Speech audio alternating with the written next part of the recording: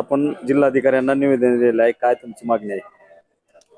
की वेळोवेळी आम्ही जिल्हाधिकारी कार्यालयामार्फत किंवा जिल्हाधिकारी साहेबामार्फत आम्ही देवेंद्रजी फडणवीस साहेबांना निवेदन दिलेलं आहे की शिक्षक व मुख्याध्यापकांचे BLOचे काम तात्काळ रद्द करण्यात यावे. कारण महात्मा ज्योतिबा फुले यांनी शिक्षणाचं महत्त्व सांगितलेलं आहे की ज्ञानाविना मती गेली, मतीविना नीती गेली, नीतीविना गती गेली, गतीविना वित्त गेले, वित्तविना शूद्र खचले, एवढे अनर्थ एका अविद्येने केले.